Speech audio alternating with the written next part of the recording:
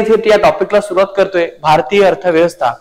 आता हा टॉपिक सुरू करण्याआधी यामध्ये आज आपण इथे GS3 संदर्भात काही महत्वपूर्ण काही गोष्टी लक्षात घेणार आहोत, कारण की आपल्या या डिस्क्रिप्टिव्ह पॅटर्न मध्ये GS3 मध्ये इथे सामान्य अध्ययन 3 मध्ये तुम्हाला हे जवळपास हे 6 विषय या ठिकाणी इथे मेन्शन आहेत। आणि या 6 विषयामध्ये आज आपण इथे पहिला विषय जो की सुरू करतोय तर तो आहे या ठिकाणी इथे भारतीय अर्थव्यवस्था, किंवा आपण त्याला इथे अर्थव्यवस्था असं म्हणत असतो। लक्षात घ्या, आपण जे काही डिस्कशन करणार आहोत याचा प्रामुख्याने उद्देश हा केवळ मुख्य परीक्षेच्या दृष्टिकोनातून असेल। यामध्ये आपण इथे पूर्व परीक्षा जी आहे अर्थव्यवस्था याच्या संदर्भात कोणत्याही प्रकारचा कन्सर्न नसेल, किंवा या संदर्भात आपण कोणत्याही प्रकारचा अंडरस्टँडिंग बघणार नाहीये। जो आपला मेन हेतू असेल हा प्रामुख्याने अर्थव्यवस्था हा विषय मुख्य परीक्षे दृष्टिकोनातून कव्हर करणे असा असेल। याच्यामध्ये जी काही पूर्व परीक्षा आहे याचा बेस नक्कीच हा आहे, किंवा याचा बेस हा नक्कीच हा आहे, परंतु जो काही अप्रोच आहे, अंडरस्टँडिंग आहे, किंवा जे काही रायटिंग प्रॅक्टिस आहे ही पूर्णतः वेगळी आहे। यामुळे आपण या ठिकाणी इथे सुरुवातीला प्रामुख्याने मुख्य परीक्षा याचा आपण सिलेबस लक्षात घेणार आहोत, अंडरस्टँडिंग करणार आहोत। नक्कीच तुम्ही जो याच्यातला अभ्यास केला असेल इकडे तुम्हाला नक्कीच याचा फायदा होईल, परंतु अप्रोच बिल्डिंग पूर्णतः वेगळी आहे। आणि एक्झॅक्टली तीच आपण मुख्य परीक्षा दृष्टिकोनातून अप्रोच बिल्डिंग व्हावी, तुम्हाला लिहिता यावं, समजून घेता यावं, यासाठी आपण इथे मुख्य परीक्षा अर्थव्यवस्था हा विषय आपण वेगळ्या पद्धतीने सुरू करणार आहोत। तर मित्रांनो, हा जो काही विषय आहे आपला अर्थव्यवस्था हा सामान्य अध्ययन 3 मध्ये येतो, आणि याच्यामध्ये जवळपास हे 6 विषय तुम्हाला माहितच आहेत। अर्थव्यवस्था, कृषी, पर्यावरण, सुरक्षा म्हणजे अंतर्गत सुरक्षा, आपत्ती व्यवस्थापन, आणि विशेषतः याचा रेफरन्स आपल्याला महाराष्ट्रासह घ्यायचा आहे। तर हा सगळा सिलेबस इथे आपल्याला आयोगाने इथे दिलेला आहे। हा सिलेबस तुम्ही इथे बघू शकता। यामध्ये हे सगळे कंपोनंट्स आहेत आपल्या GS3 चे, सामान्य अध्ययन 3 चे। यामध्ये लक्षात घ्या, आता हा जो काही पेपर आहे आपला GS 1, 2, 3, आणि आपण ज्या GS3 बद्दल डिस्कशन करतोय याचा पॅटर्न जो आहे तो राज्य सेवांनी सध्या आपल्याला डिक्लेअर केलेला आहे। म्हणजे सिलेबस तर डिक्लेअर आहेच, परंतु क्वेश्चन पॅटर्न स्ट्रक्चर कसं असावं यासाठी इथे आयोगाने तुम्हाला हा पॅटर्न दिला असेल। तर सामान्य अध्ययन 1 पासून तर 3 पर्यंत हा पॅटर्न तुम्हाला सांगितला असेल। प्रत्येक हा जो काही पेपर आहे 1, 2 किंवा 3, प्रत्येक एक पेपर हा तुम्हाला याचा कालावधी जवळपास 3 तासाचा असेल, आणि जवळपास तुम्हाला जे काही गुण दिले जातील ते आहेत 250 गुण। तर या दृष्टिकोनातून लक्षात घ्या, जो काही आपला पेपर असेल GS3 चा, तर आज आपण इथे भारतीय अर्थव्यवस्था हा पॉइंट डिस्कस करतोय, परंतु GS3 मध्ये एक्झॅक्टली क्वेश्चन्स किती असतात, किती मार्काला असतात, याचा सुद्धा आपण इथे आढावा घेणं गरजेचं आहे। तर लक्षात घ्या, पहिला पॉइंट इथे आयोगाने दिला असेल की जे काही तुमचे क्वेश्चन्स आहेत, बघा मुळात हा तुमचा अशा प्रकारचा पेपर असेल। याच्यामध्ये बघा हा तुमचे पहिले 10 क्वेश्चन्स असतील, आणि या ठिकाणी तुमचे दुसरे 10 क्वेश्चन असतील। तर लक्षात घ्या, पहिले जे काही 1 ते 10 क्वेश्चन्स आहे ते तुम्हाला प्रत्येकी जे गुण आहेत ते जवळपास 10 गुण असतील, आणि प्रत्येक जो काही प्रश्न तुम्हाला सोडवायचा आहे तर जवळपास 150 शब्दामध्ये हा तुम्हाला इथे सोडवायचा आहे। हा झाला तुमचा या ठिकाणी इथे पहिले 10 क्वेश्चन्स, 1, 2, 3, 4, 5 असे 10 क्वेश्चन्स। त्याच्यानंतर जे काही दुसरे 10 क्वेश्चन जे असतील हे तुम्हाला 11 पासून तर 20 पर्यंत असतील। तर यामध्ये प्रत्येकी जो काही प्रश्नाचा गुण असेल या ठिकाणी हे 15 गुण असतील, आणि प्रत्येकी प्रश्न जो आहे तो जवळपास 250 शब्दामध्ये तुम्हाला सांगितला जात असेल। म्हणजे याचा सिक्वेन्स असा असेल 11 पासून तर जवळपास 20 पर्यंत। तर हे अशा प्रकारचा तुमचा हा पेपर असेल। याचं इथे वेटेज दिलं असेल, प्रत्येक प्रश्नाचं शब्द मर्यादा दिली असेल तुम्हाला या ठिकाणी इथे। आता तुम्हाला प्रश्न पडला असेल की सर एवढे मोठे प्रश्न आपल्याला 3 तासामध्ये कव्हर होतात का? तर मित्रांनो, हो, 3 तासामध्ये आपल्याला कव्हर करायचे आहे। मग यासाठी जे काही टाइम मॅनेजमेंट आहे ते आपण अशा प्रकारचं सांगू शकतो की जे काही 10 गुण आहे, या 10 गुणासाठी जे काही तुम्हाला 250 शब्द सांगितलेले असतील, तर यासाठी तुम्हाला इथे साधारण जे काही वेळ द्यायचा आहे तो आहे जवळपास 7 मिनिट। आता 7 मिनिट आहे याचा अर्थ की तुम्हाला 10 प्रश्न आहे, म्हणजे 7 गुणिला 10 तर जवळपास इथे 70 मिनिट आपले होतात। त्याच्यानंतर दुसरा जो काही प्रश्न आहे तर तो आपल्याला जवळपास 15 गुणांसाठी आहे, म्हणजे 15 गुण याचा अर्थ हा होतो की 150 शब्द। तर हे 150 शब्द जर असतील तर याचा अर्थ हा होतो की साधारण आपला जो काही वेळ द्यायचा आहे तो जवळपास इथे 11 मिनिटांचा द्यायचा आहे. 11 मिनिट. जर 11 मिनिट जर लक्षात घेतले तर 11 गुणिला 10 तर किती होतात जवळपास 110. आणि तुम्हाला माहित असेल की 70 प्लस 110 तर जवळपास इथे 180 मिनिट होतात. तर हा तुमचा इथे सरासरी 180 मिनिटांमध्ये हा तुम्हाला इथे पेपर सोडवायचा आहे. म्हणजे आपला हे चॅलेंजेस हेच आहे की क्वेश्चन्स हे डिफिकल्ट नाहीये, परंतु या कमी वेळेमध्ये तुम्हाला हे पूर्णतः 20 क्वेश्चन सोडवणं हे सर्वात महत्वाचं अवघड टास्क असेल. आणि हे जे काही क्वेश्चन तुम्हाला दिलेले असतील हे दोन्ही भाषेमध्ये आहेत. बघा तुम्हाला दिले असतील मराठी आणि इंग्रजी दोन्ही भाषेमध्ये दिला असेल. म्हणजे पहिल्यांदा या ठिकाणी इथे तुम्हाला मराठी मध्ये त्या प्रश्नाचा अर्थ दिला असेल, क्वेश्चन दिला असेल आणि सेकंड टाइमला या ठिकाणी इथे तुम्हाला इथे इंग्लिश मध्ये दिलं असेल. तर अशा ह्या दोन फॉर्मॅट मध्ये तुम्हाला हा प्रश्न असेल. सर्व प्रश्न हे अनिवार्य आहेत. म्हणजे प्रत्येक क्वेश्चन जो तुम्हाला इथे दिला असेल GS3 चा हा तुम्हाला इथे कंपल्सरी आहे. म्हणजे असं नाही की बाबा तुम्हाला एक क्वेश्चन सोडवायचा, 2 क्वेश्चन सोडवायचे, 5 क्वेश्चन सोडवायचे. यामध्ये प्रत्येक प्रश्न हा तुम्हाला इथे कंपल्सरी असणार आहे. नंतर प्रत्येक प्रश्नाचे गुण त्याच्या समोर दिलेले आहेत. म्हणजे हा प्रश्न तुम्हाला दिलाय याच्या समोर दिलं असेल की 10 मार्क्स आहेत, 150 शब्द आहेत, हे सगळं इथे डिटेल मध्ये दिलेलं असेल. आणि विशेषतः लक्षात घ्या आपण जेव्हा मेन्सचा जेव्हा आपण अर्ज भरणार आहोत, ऍप्लिकेशन करणार आहोत, तेव्हा तुम्हाला तिथे मेन्शन करावं लागेल की तुमची भाषा ही कोणती असायला हवी. जी लिहिण्याची भाषा मराठी असायला हवी की इंग्रजी असायला हवी, जी तुम्ही फिक्स केली असेल. मराठी असेल तर मराठी, इंग्रजी असेल तर इंग्रजी. तुम्हाला वेळेवरती बदलता येणार नाही. समजा मी मराठी निवडली आणि नंतर मी इंग्लिश लिहिण्याचा प्रयत्न केला तर अशा वेळेस तुम्हाला मार्क्स मिळणार नाही. जी तुम्ही आधी जी काही भाषा निवडली असेल त्याच भाषेवरती तुम्हाला इथे भाषा लिहावी लागेल. नंतर हे सगळं दिलं असेल तुम्हाला कोणत्याही प्रकारचे इथे गुण दिले जाणार नाही जर वेगळी भाषा जर निवडली असेल तर. त्याच्यानंतर जे प्रश्न तुम्हाला इथे दिलेले आहेत हे कशा प्रकारे आहेत तुम्हाला इथे दिलेलं आहे. काही पृष्ठ सोडल्यानंतर किंवा दुसऱ्या इतर प्रश्नांचा प्रयत्न केल्यानंतर अशा प्रकारे नंतरचे उपप्रश्न मूल्यांकनासाठी दुर्लक्षित केले जाईल. मग याचा अर्थ हा होतो की जे तुम्हाला प्रश्न दिलेले असतील, जे काही क्वेश्चनच्या खाली जे तुम्हाला लिहायचंय तिथेच तुम्हाला तो प्रश्न लिहायचा आहे.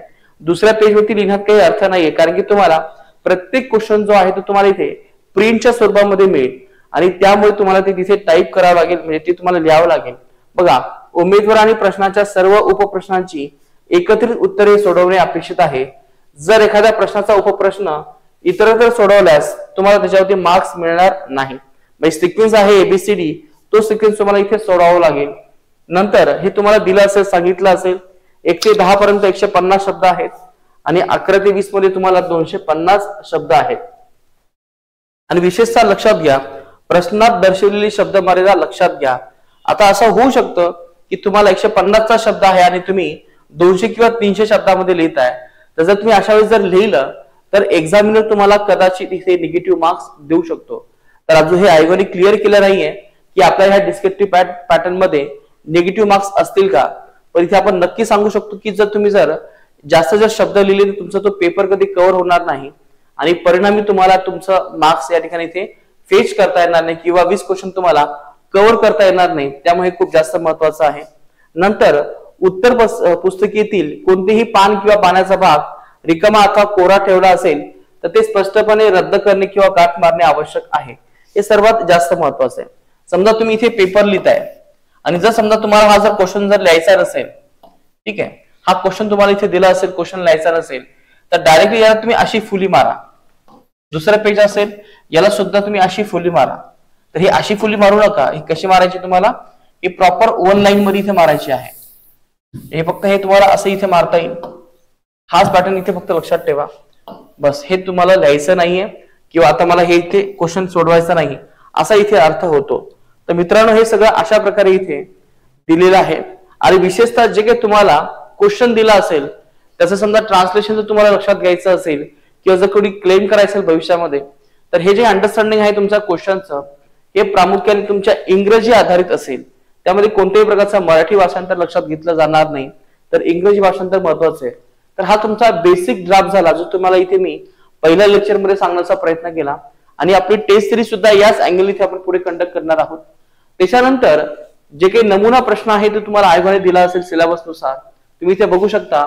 पहिले 10 क्वेश्चन हे तुम्हाला 10 मार्कांसाठी आहे आणि बाकीचे 10 क्वेश्चन जे असतील ते तुम्हाला जवळपास 15 मार्कांसाठी दिलेले आहेत.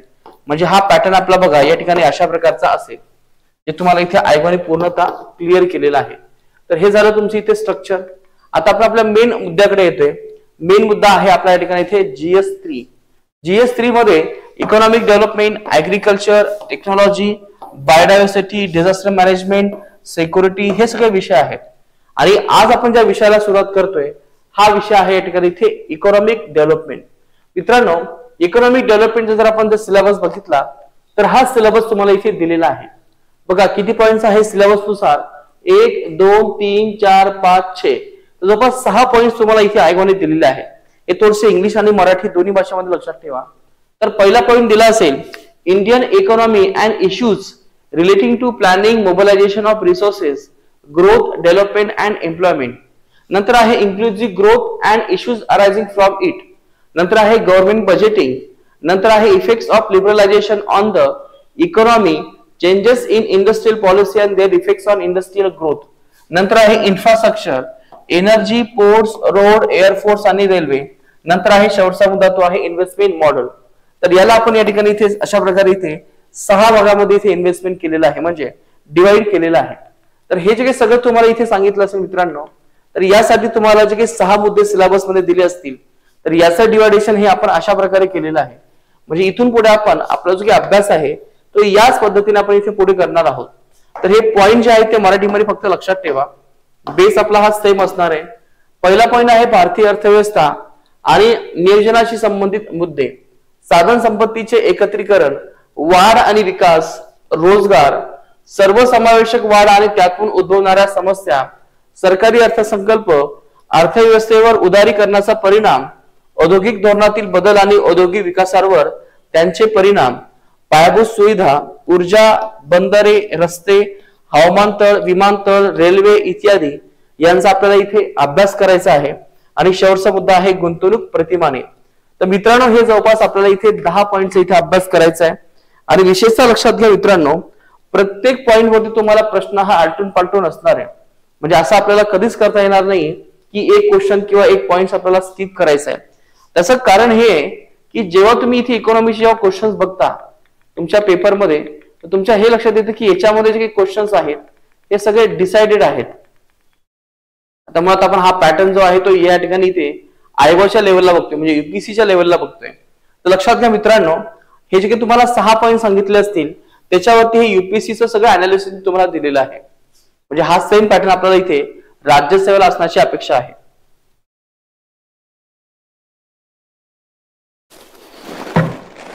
तर या पॅटर्न मध्ये लक्षात ठेवा की जे काही 6 पॉइंट्स आहेत प्रत्येक पॉइंट वरती तुम्हाला इथे प्रश्न दिसतोय. जसं की इंडियन इकॉनॉमी याच्यावरती प्रश्न आहे 10, इन्क्लुसिव्ह ग्रोथ वरती प्रश्न आहेत, गव्हर्नमेंट बजेटिंग वरती तुम्हाला प्रश्न दिसत आहेत. फक्त मागच्या 3 वर्षामध्ये इथे तुम्हाला प्रश्न दिसत नाहीये. लिबरलायझेशन अँड इंडस्ट्रियल पॉलिसी याच्यावरती प्रश्न आहे. इन्फ्रास्ट्रक्चर वरती तुम्हाला प्रश्न दिसत नाही, पण डायरेक्टली 2024 मध्ये तुम्हाला इथे प्रश्न दिसतोय. इन्व्हेस्टमेंट मॉडेल वरती तुम्हाला प्रश्न दिसत नाही, पण डायरेक्टली इथे तुम्हाला बघू शकता 22 मध्ये प्रश्न आहे पण 24 मध्ये प्रश्न नाहीये. म्हणजे एवढा आपण इथे नक्की सांगू शकतो की जे काही क्वेश्चन्स तुम्हाला दिलेले आहेत किंवा पॉइंट दिलेले असतील 6 याच्यावरती नेहमी प्रश्न असतो. म्हणजे एकही पॉइंट तुम्ही स्किप करू शकत नाही. म्हणजे असं तुम्ही म्हणू शकत नाही की इन्व्हेस्टमेंट मॉडेल मी स्किप करतो कारण की याच्यावरती प्रश्न येणार नाही. असं होऊ शकतं की 24 मध्ये 25 मध्ये प्रश्न आला नाहीये पण पुढच्या वर्षी याच्यावरती प्रश्न येऊ शकतो. तर त्यामुळे संपूर्ण जे काही पॉइंट्स आहेत ते कव्हर करणं आपल्याला अपेक्षित आहे. आणि मित्रांनो, आपण जो काही पॉइंट निवडला असेल भारतीय अर्थव्यवस्था, तर याच्यावरती आपल्याला एकूण किती क्वेश्चन्स येतात, गुण किती आहेत, तर तुम्ही इथे बघू शकता 70, 75, 70, 75, 40, 50, 50. म्हणजे भारतीय अर्थव्यवस्थेत तुम्हाला साधारण जे काही प्रश्न येणार आहेत ते 50 गुणांसाठी येणार आहे. आणि हे जर आपण 50 गुण जर बघितले असतील तर जवळपास 4 क्वेश्चन्स तुम्हाला या ठिकाणी इथे येणार आहे. किती? 4 क्वेश्चन्स आहेत. तर इथे लक्षात घ्या, जे तुम्हाला मी पॅटर्न सांगितलं असेल या तुम्ही इथे थोडासा पॅटर्नचा इथे विचार करा. हा पॅटर्न समजून घेणं आपल्याला महत्वाचं आहे. जे तुम्हाला मी इथे लिहून देतोय तेवढं थोडंसं बघा, चेक करा. बघा, हे तुमचे 10 पॉइंट्स आजच्या सेशन मध्ये तुम्हाला काय करायचंय. मुळात जे तुम्हाला मी सांगतोय ते लक्षात ठेवा. तुम्ही तुमच्या नोट्स काढायला सुरुवात करा. चला, मी इथे देतोय राज्यसेवा मुख्य परीक्षा, राज्यसेवा मुख्य परीक्षा. तुम्हाला माझ्याबरोबर तुम्हाला नोट्स काढायचे आहेत. जे तुम्हाला मी आतापर्यंत सांगितलं असेल याची एक नोट्स काढून घ्या, जसं मी तुम्हाला सांगतो त्या पद्धतीने. राज्यसेवा मुख्य परीक्षा पहिला जो काही पॅटर्न आहे तो आहे आपला इथे जीएस चा. जीएस. दुसरं जे काही डायमेन्शन आहे ते आहे या ठिकाणी आपलं लँग्वेज. त्याच्यानंतर तिसरा जो काही पॅटर्न आहे तो आहे या ठिकाणी ते आपला ऑप्शनल. आणि नंतरचा आहे तो आहे आपला एसे. तर हे जवळपास आपल्या परीक्षेसाठी आपल्याला जे डायमेन्शन विचारलेले आहेत ते जवळपास हे 4 डायमेन्शन्स आहेत.